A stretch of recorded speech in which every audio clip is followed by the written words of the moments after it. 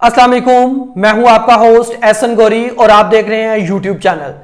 आज शहर इक्तदार में होने वाली अहम डेवलपमेंट्स और अहम खबरों से आपको आगाह करेंगे। पीटीआई के लिए क्या खुशखबरियां हैं, इस पर हम बात करेंगे। पाकिस्तानी अवाम पर किस तरह पेट्रोल और डीजल के बम गिराए जा रहे हैं, महंगाई का जो शरह वो कहां तक पहुंच गई है, इस पर हम बात करेंगे। DGISI की एक्सटेंशन क्यों की गई और कितने अरसे के लिए की गई, इस पर हम बात करेंगे। उसके बाद आज रात 12 बजे चीफ जस्टिस काजी फैज ईसा अपने इख्तियारात को हासिल कर लेंगे। उसके बाद वो क्या कानूनी तरमीम करेंगे और कौन से बड़े हुक्म जारी करेंगे, इस पर हम बात करेंगे। और नाज़रीन, परवेज इलाही की आज 12वीं दफा गिरफ्तारी की गई है और ये एक कंसिस्टेंसी के तहत की गई। जैसे उनकी गिरफ्तारी एक मुकदमे से दूसरे से तीसरे चौथे, इस पर हम बात करेंगे। उसके बाद हम बात करेंगे कि पीटीआई चेयरमैन के एस्टेब्लिशमेंट के साथ क्या बैकडोर राब्ते जो है वो एस्टेब्लिश हो रहे हैं, इस पर हम बात करेंगे। और क्यों एंकर पर्संस और मुख्तलिफ लोग पेट्रोल और महंगाई की शरह जो तेजी से बढ़ रही है, इस पर खामोश क्यों है, इस पर हम तफसील से बात करेंगे। और आप सबसे गुजारिश है कि ये पूरा व्लॉग एंड तक देखिएगा ताकि आपको सारी आज जो कानूनी और सियासी डेवलपमेंट्स हुई है इस सारी बात की समझ आ सके। तो सबसे हम पहले बात करते हैं इमरान खान की साइफर केस में। आज जो इस्लामाबाद हाई कोर्ट में उनकी दरख्वास्त है वो सुमात के लिए मुकर्रर की गई। और ना सिर्फ मुकर्रर की गई, खुशाइन बात यह है कि उसको डायरी नंबर भी लग गया है और इस पर बेंच भी तश्कील दे दिया गया। चीफ जस्टिस आमर फरूक इस बेंच की सरबराही करेंगे। और जैसा कि जो स्पेशल सीक्रेट एक्ट के तहत स्पेशल अदालत इसकी समाअत कर रही थी, उन्होंने इमरान खान की दरख्वास्त जमानत को रिजेक्ट कर दिया गया और ये आर्गुमेंट सामने आए थे कि इमरान खान हीनियस क्राइम में मुर्तकब पाए गए हैं, लिहाजा इमरान खान की साइफर केस में जमानत नहीं हो सकती। और इमरान खान की लीगल टीम ने इस दरख्वास्त जमानत को इस्लामाबाद हाई कोर्ट में चैलेंज किया है और उन्होंने दरख्वास्त जमानत को सुमात के लिए मुकर्रर कर दिया गया। पीटीआई वालों के लिए खुशाइन बात यह है कि पॉसिबिलिटी है, तकरीबन 80 से 70% चांसेस हैं कि इमरान खान की साइफर केस में जमानत हो जाएगी। अब उसके बाद देखते हैं कि जैसे परवेज लाई के साथ हो रहा है वैसे ही इमरान खान के साथ होगा या इमरान खान जेल से बाहर होंगे। आपने देखा कि आज परवेज लाई को 12वीं दफा गिरफ्तार कर लिया गया। परवेज लाई जैसे ही एक केस से रिहा होते हैं तो दूसरे केस में उनको गिरफ्तार कर लिया गया। इसके मैं हैरान हूं इस बात पर कि लाहौर हाई कोर्ट का बकायदा एक ऑर्डर मौजूद है कि परवेज लाई को किसी दूसरे मुकदमे में गिरफ्तार ना किया जाए, लेकिन उनकी गिरफ्तारी मुसलसल है। और ये क्यों है, अब देखते हैं कि काजी फैज ईसा उनकी जिम्मेदारी है कि वो आइंदा आने वाले दिनों में किस तरह ये गिरफ्तारियों पर और ये जबर पर किस तरह ऑर्डर जारी करते हैं। क्योंकि जस्टिस उमर अता बंदयाल तो जो उनके हिस्से का काम था वो कर गए हैं। अब देखते हैं कि जस्टिस काजी फैज ईसा जो आज रात 12 बजे के बाद बकायदा बाइख्तियार चीफ जस्टिस ऑफ पाकिस्तान का ओहदा संभाल लेंगे। अब देखेंगे कि अपना ओहदा संभालते ही कौन से बड़े वो ऑर्डर जारी करते हैं, कौन से कानूनी तरमीम करते हैं और किस तरह ये जो गिरफ्तारियां हैं और ये जो महंगाई है किस तरह इस पर एक्शन लेते हैं और पाकिस्तानी अवाम के लिए आसानियां पैदा करते हैं। नाज़रीन, एक और बात है जो बड़ी अहम है इस लिहाज से पाकिस्तान की मौजूदा सूरत हाल के हवाले से कि चेयरमैन पीटीआई की बैकडोर राब्ते जो हैं वो स्टैब्लिश हो रहे हैं आर्मी के साथ। और बाकायदा तौर पर इसमें नाम आ रहा था मोहम्मद अली दुरानी का कि वो आर्मी से भी राब्ते में है, वो चेयरमैन पीटीआई के साथ भी राब्ते में है और दूसरी जमातों के साथ भी राब्ते में है।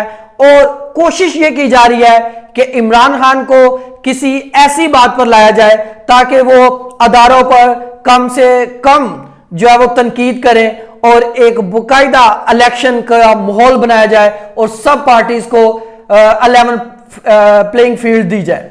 और मेरा ख्याल है कि इमरान खान इस पेशकश को कबूल कर लेंगे, क्योंकि इमरान खान चाहते हैं कि उनकी जमात जो है वो इलेक्शन का हिस्सा हो और वो इसके बारे में भरपूर कंपेन कर सके, क्योंकि ये इलेक्शन जो है वो पीटीआई के लिए बड़े क्रूशल होंगे। और अगर पीटीआई अब इक्तदार में नहीं आती तो पीटीआई अगले 5 साल के लिए भी ना सोचे कि वो इक्तदार में आ सकेगी, क्योंकि जो मकबूलियत का ग्राफ इमरान खान और उनकी जमात का अब है वो शायद फिर कभी ना हो। उसके बाद हम बात करेंगे कि किस तरह आज पीपल्स पार्टी की तरफ से बहुत से रहनुमा उनके प्रेस कॉन्फ्रेंस कर रहे थे और उनकी ये प्रेस कॉन्फ्रेंस जो है वो बाकायदा नून लीग पर एक, जिसे कहते हैं ना, जैसे इनकी पहले चल रही थी एक दुश्मनी और पहले इनका सियासी आपस में इनका इख्तलाफ था, वो माहौल फिर से कायम किया जा रहा है।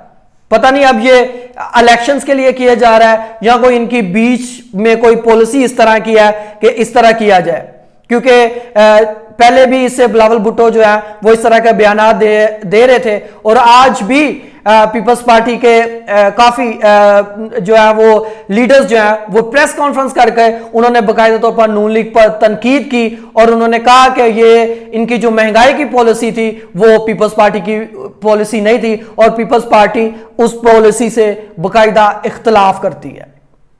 जब इन्होंने प्रेस कॉन्फ्रेंस की तो उसमें फैसल करीम कुंडी साहब और दूसरे अहम तरीन रहनुमा शामिल थे, जिन्होंने पीपल्स नून लीग पर तनकीद, उनकी सियासी तर्ज फिक्र, सियासी तर्ज सोच और सियासी तर्ज जिंदगी पर बड़ी जो है वो तनकीद की। मेरा नहीं ख्याल कि अब जब नवाज शरीफ साहब पाकिस्तान तशरीफ लाते हैं तो ये वेलकम करने के लिए पीपल्स पार्टी भी पहुंचेगी, क्योंकि पीपल्स पार्टी उनकी जो सियासी पॉइंट ऑफ व्यू है उससे मुताबिकत नहीं कर रही या उनका माइंडसेट जो है वो पीपल्स इस टाइम नून लीग से डिफरेंट जा रहा है। उसके बाद डीजीआईएसआई को एक्सटेंशन दे दी गई है। इस पर सलीम सहाफी और दूसरे अहम जो है वो शख्सियात की तरफ से जो है वो ट्वीट भी सामने आ चुके थे। अब इनको एक्सटेंशन देने का क्या मकसद है? इनको एक्सटेंशन देने का मकसद सिर्फ ये है कि जिस तरह इन्होंने सारे मामलात को टैकल किया हुआ है, समझा हुआ है, क्योंकि इनको अभी सारे मामलात का पता है कि किस तरह पाकिस्तान में इन्फ्लेशन का रेट बढ़ रहा है, किस तरह में पाकिस्तान के सियासी मामलात है और किस तरह अवाम क्या सोच रही है, क्योंकि आगे इंतखाबात आने हैं तो ये इनकी जिम्मेदारी भी है कि फ्री एंड फेयर इलेक्शन करवाना और सारी जिम्मेदारियां निभाना। तो जिस कदर इनको मामलात का अदराक है, मेरा नहीं ख्याल कि आइंदा आने वाले डीजी को इस कदर अदराक हो, उनको समझने के लिए टाइम चाहिए था, इसलिए इनको एक्सटेंशन दे दी गई है। पहले यह कहा जा रहा था कि एक नए डीजीआईएसआई को लगाया जाएगा, फिर उसके बाद यह भी खबरें गर्दिश कर रही थी कि फैसल नसीर जो इस टाइम डीजीसी है उनको जो है वो डीजीआईएसआई लगाया जा रहा है, लेकिन अब इनको ही जनरल नदीम अंजम साहब की जो मुद्दत मुलाजमत है उसमें एज ए डीजीआईएसआई उसमें एक्सटेंशन कर दी गई है। अब हम बात करते हैं पेट्रोल और डीजल की कीमतों में इजाफा। यह इजाफा क्यों किया जाता है? यह इजाफा इनके जो आईएमएफ के साथ मुआहदे हैं उसके तहत किया जाता है। और ये मुआहदे किन्होंने किए थे? ये मुआहदा इसहाक डार ने किया था। ये मुआहदा उस वक्त के वजीर आजम शहबाज शरीफ ने किया था और इनको तब भी इस बात से ये आगाह थे कि इन्होंने जिस तरह अवाम को आईएमएफ के सामने बेच दिया है कि आपने इन्फ्लेशन रेट को इतना बढ़ाना है आपने। और नाज़रीन, मैं आपको ये खबर तो बुरी है लेकिन अपनी अवाम को आगाह रखना चाहिए कि गैस की कीमतों में 40 से 50% का इजाफा आइंदा आने वाले दिनों में होगा। और इसके बारे में जो आईएमएफ के साथ इनका मुआहदा था और आईएमएफ ने इनको बकायदा जो अपनी ऑब्जर्वेशन है वो दे दी है कि गैस के बिलों में 40 से 50% इजाफा करें। अब आइंदा आने वाले दिनों में इस पर भी अमल दरामद कर दिया जाएगा। और क्यों ये बोल नहीं रहे? मुख्तलिफ सियासतदान क्यों चुप है? सिर्फ इस वक्त एक ही जमात पीटीआई इस पर सरापा एहतजाज है, गो के उनका कोई बड़ा बयान या उनका उस तरह से मौकफ जो है वो मीडिया पर नहीं आता, लेकिन वो फिर भी कहीं ना कहीं सोशल मीडिया पर और दूसरे प्लेटफॉर्म पर अपने इस एहतजाज को रिकॉर्ड करवाते हैं। तो दूसरी जमातें क्यों चुप हैं, उन्होंने क्यों चुप साधी हुई है? इस मौके पर मुझे कुछ लाइंस जो है वो याद आ रही हैं, तो वो इस तरह से हैं, क्यों मेरे हक में बोलते नहीं हो, आंवले पड़ गए हैं मुंह में क्या, तो क्यों आप अवाम के हक में नहीं बोल रहे? बहुत सारे, आज मैंने सिर्फ चंद एक शख्सियात को देखा जिन्होंने पेट्रोल की कीमतें बढ़ने पर बयान दिए। उनमें सिराजुल हक था, फैसल करीम कुंडी साहब थे जिन्होंने छोटी छोटी स्टेटमेंट दी। बाकी आपने किसी भी रहनुमा को, दूसरी पीडीएम के इत्तेहादी जमातों को या और दूसरी जमातें जो इलेक्शन कमीशन में रजिस्टर्ड है, किसी को भी नहीं देखा होगा कि किसी ने इस तरह अवाम के साथ हमदर्दी की हो या उनको कहा हो कि इस तरह आप क्यों कर रहे हैं। निगरान वजीर आजम बेशक जो है उन्होंने इलेक्शन नहीं लड़ने या वो किसी भी इंतखाबी मुहिम का हिस्सा नहीं है, लेकिन उनको अवाम का एहसास करना चाहिए। हमारी अवाम इस काबिल नहीं है। बहुत सारे ऐसे लोग भी हैं जो सिर्फ अपने 2 वक्त की रोटी खाने पे मजबूर है, तो वो किस तरह अफोर्ड कर सकते हैं इलेक्ट्रिसिटी के बिलों को, वो किस तरह अफोर्ड कर सकते हैं 50-50 या 1-1 लाख के बिल को। तो ये हमारे लिए लम्हा फिक्रिया है। क्या हम मजीद गरीब को गरीब करने जा रहे हैं, या हमें पाकिस्तानी अवाम को स्टेबल करना होगा, इकोनॉमी को स्टेबल करना होगा? ये सिर्फ मैं इस बात से बड़ा हैरान हूं कि डॉलर जैसे ही कम होता है पेट्रोल बढ़ जाता है। ये किस किस्म की साइंस है? ये किस किस्म की इकोनॉमी है? किस तरह के इकोनॉमिस्ट और थिंक टैंक बैठे हुए हैं जो सारी चीजों को मैनेज कर रहे हैं? तो आपको होश के नाखून लेने होंगे और बाकायदा पाकिस्तानी अवाम को रिलीफ फराहम करना होगा, ताकि पाकिस्तानी अवाम भी सुख का सांस ले सके और वो तमाम तबका जो डेली वेजिस पे काम करता है, दिहाड़ीदार है, और वो भी खुशहाल हो, ताकि मैं और तमाम अवाम ये नारा लगा सके, पाकिस्तान जिंदाबाद।